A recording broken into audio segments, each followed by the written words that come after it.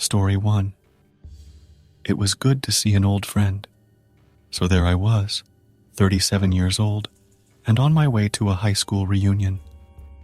It was a bit of a drive from the airport, about 35 miles through some pretty deserted parts of the country. Just as I was getting close to town, I spotted someone on the side of the road trying to catch a ride. To my surprise, it was Jim, an old classmate. Well, that's not his real name, but you get the idea. Despite the years, he hadn't changed much, just looked a bit more worn. We caught up on old times as I drove. I offered to grab a drink with him once we hit town, but he passed, just wanted to head home. I knew his folks lived near my grandma, so I started in that direction. But he directed me towards the outskirts instead, to a mobile home community. He didn't specify which one was his, just got out at the turnoff, said it was great to reconnect, and disappeared into the night. It was one of those weird nostalgic moments, you know, when the past just pops up out of nowhere.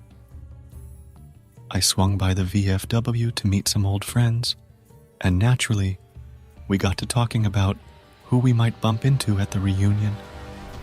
Casually, I brought up that I'd just given Jim a lift into town. Suddenly, the room went silent. The karaoke stopped mid-song, and my cousin turned as pale as a ghost. "Barb, Jim passed away right here, 8 years back. His car crashed around that bend." We all said goodbye to him, they explained. I felt a chill, and the room started spinning. I needed air, so I stepped out to my car to catch my breath. And there, sitting on the seat, was a newspaper from 8 years ago, with Jim's obituary staring back at me. I've kept that paper to this day, a haunting reminder of the night I gave a ghost a ride. Story 2. Hell hath no fury like a woman scorned. So, we'd just moved into our new place when the neighbors filled us in on its history. Turns out, the house had a dark past involving a woman who had suffered at the hands of her husband. She seemed to have left a mark on the place, especially with the men. My dad would wake up to mysterious scratches, and my brother, well, anytime he was less than kind to my sister or me, he'd find scratches on his skin too. The creepiest part? Once, after my brother had been particularly rough with our sister, he woke up to a nosebleed that just wouldn't quit. And on the day we were packing up to leave, he tried a wrestling move on me and ended up breaking my arm. He told me later, with a serious look in his eyes, that he felt if we hadn't left that house when we did, something way worse would have happened to him. Story 3. Death came for him. I remember this one time, standing by my dad's side. He was really sick, battling stage 4 esophageal cancer. As we were talking, I suddenly felt this presence, like someone was watching us. I turned to the doorway, and there it was, a shadowy figure about 4.5 feet tall, just peering around the corner at us. I bolted towards it, but it vanished before I could get a good look. My dad was puzzled by my reaction when I came back into the room, not having seen anything himself. During those final days with my dad, it wasn't just me. Others felt it too. My mom would catch glimpses of this figure all over the house. But after my dad passed away, the sighting stopped. It was as if it was tied to him somehow, and with his passing, it left us in peace. Story 4.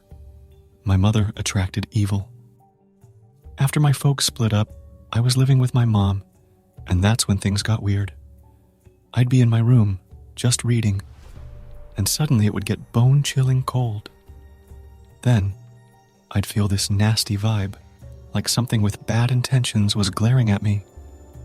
I couldn't handle that feeling, so I'd bail out and not come back for an hour or so. Even in broad daylight, I'd catch a shadow darting around my walls. But the freakiest thing? It was like something was mimicking my dog. This one time, I walked into my room and heard this deep, menacing growl from under the bed. No way my little pooch could make a sound like that. It was like a huge dog or some guy trying to sound like one. And my dog, he'd be next door, all scared, whining and pacing, but he wouldn't set a paw in the hallway. The day I packed up and went to stay with my dad, all that spooky stuff just stopped. Like whatever was haunting me at my mom's place, it stayed there. Story 5. Evicted by a ghost. Right out of college, I tied the knot, and my wife and I ended up in a basement apartment. It was what we could afford. But we weren't the only tenants. There was something else there. Our uninvited house guest was a poltergeist, and it scared the daylights out of my wife. Things would just fly off shelves as if thrown by invisible hands. My wife got hit by these flying objects more than once. The place had this heavy vibe, always feeling like someone was watching us. At night, we'd get these blinding flashes of light out of nowhere, lighting up the whole place. The last straw came one night when we were heading to bed. As we stepped into the bedroom, this disembodied voice just said my name, followed by "move." We didn't need to be told twice. I announced we were on our way out, and, true to my word, we were out of that place within 2 days, crashing with family. Not long after, the landlord passed away and the house was demolished. Now, it's just an empty lot with some grass and a tree. I still pass by sometimes, just to see it. Story 6. The Death March. My dad's job as a corrections officer was mostly quiet, especially when he was on the night shift, driving around the rural prison grounds. His main task was to patrol and make sure no inmates had made a break for it by checking the empty buildings scattered around the property. One night, he was parked up on a hill, just killing time with a magazine, when this weird sensation hit him. He said it was like that thump you feel in your chest when you're near a speaker blasting some bass-heavy tune. Dropping the magazine, my dad glanced in the rearview mirror and saw someone right outside his truck. He didn't hesitate, grabbing his pistol and jumping out, ready for anything. But it wasn't an escaped inmate he found. Instead, it was a line of Native American spirits, passing right through the truck, through where he'd been sitting, before vanishing into thin air. Many looked wounded, and it was clear to him they were from another time, another realm. The whole ghostly procession lasted just a few seconds before disappearing completely. Shaken, he radioed the other officer patrolling the perimeter, but as soon as he brought it up, the line went dead. Later, he found out the other guy had seen the same thing before, but refused to acknowledge it. He didn't believe in ghosts and wouldn't entertain the conversation. And there you have it, 6 spine-tingling encounters that'll make you question what lurks in the shadows.